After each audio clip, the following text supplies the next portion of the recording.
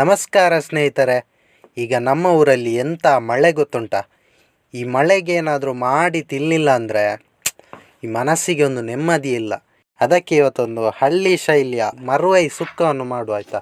ಈ ಮರುವೈ ಸುಕ್ಕ ಮಾಡಲಿಕ್ಕೆ ಎಂಥ ಕಷ್ಟ ಇಲ್ಲ, ಸುಲಭವಾಗಿ ಮಾಡ್ಬೋದು. ಆದರೆ ಈ ಮರುವೈ ಒಂದು ಸ್ವಲ್ಪ ವಿಚಿತ್ರವಾದದ್ದು. ಯಾಕೆಂದರೆ ನಿಮಗೆ ಈ ಕೋಳಿ ಮೀನಿನ ಥರ ಇದರಲ್ಲಿ ಮಾಂಸ ಸಿಗುವುದಿಲ್ಲ. ಅದುವೇ ಈ ಮರುವೈಯ ವಿಶೇಷತೆ.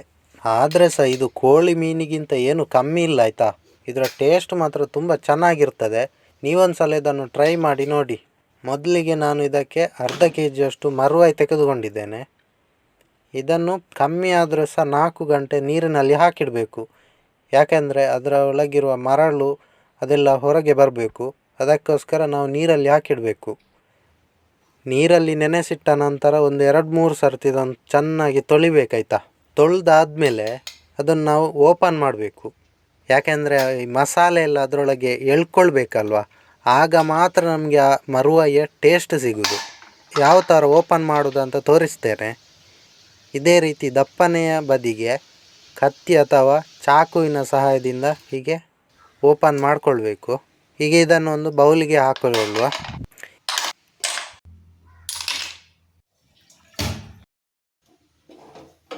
ಹೀಗೆ ಇದಕ್ಕೆ ಮಸಾಲೆ ರುಬ್ಬಲಿಕ್ಕೆ 10 ಒಣಮೆಣಸು ಹಾಕಿಕೊಂಡು ಚೆನ್ನಾಗಿ ಹುರಿದುಕೊಳ್ಳುವ.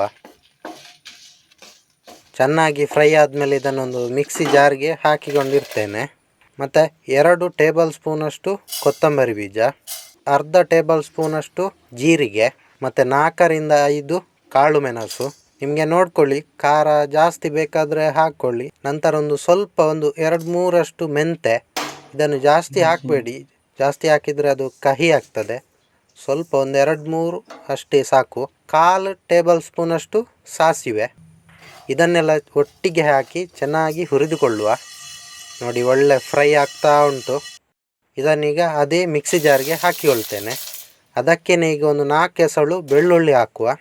ಒಂದು ಸ್ವಲ್ಪ ಹುಳಿ, 1/4 ಟೇಬಲ್ ಸ್ಪೂನಷ್ಟು ಅರಸಿನ ಹುಡಿ, ಮತ್ತು ಒಂದು ಸ್ವಲ್ಪ ನೀರು ಹಾಕಿ ರುಬ್ಬಿಕೊಳ್ಳುವ. ಈಗ ಒಂದು ಪ್ಯಾನಿಗೆ ಅರ್ಧ ಗಡಿಯಷ್ಟು ತೆಂಗಿನಕಾಯಿಯ ತುರಿಯನ್ನು ಹಾಕಿಕೊಳ್ಳುವ. ಅದಕ್ಕೆ ಸ್ವಲ್ಪ ಅರಸಿನ ಹುಡಿಯನ್ನು ಹಾಕಿ ಚೆನ್ನಾಗಿ ಹುರಿದುಕೊಳ್ಬೇಕು. ಇದು ಫುಲ್ಲು ಡ್ರೈ ಆಗಬೇಕು. ಇದನ್ನೀಗ ಬದಿಗಿಟ್ಟುಕೊಳ್ಳುವ. ಈಗ ಒಂದು ಪ್ಯಾನಿಗೆ ಸ್ವಲ್ಪ ತೆಂಗಿನೆಣ್ಣೆ ಹಾಕಿ ಕರಿಬೇವು ಸೊಪ್ಪನ್ನು ಹಾಕಿಕೊಳ್ಳುವ.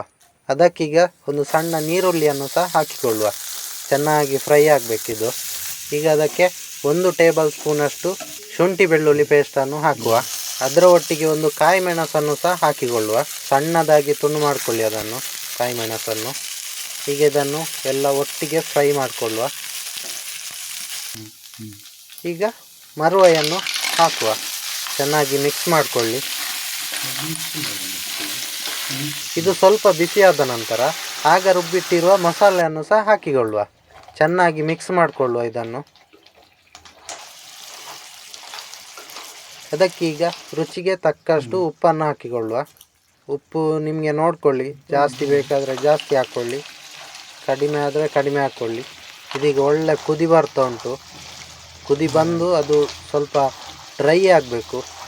ಜಾಸ್ತಿ ಡ್ರೈ ಆಗಲಿಕ್ಕೆ ಬಿಡಬೇಡಿ, ಯಾಕೆಂದರೆ ನಮಗೆ ಕಾಯಿ ತುರಿ ಹಾಕಲಿಕ್ಕೆ ಉಂಟು. ಈ ಥರ ಬಂದಾಗ ಅದಕ್ಕೆ ಕಾಯಿ ತುರಿಯನ್ನು ಹಾಕಿಕೊಳ್ಳುವ.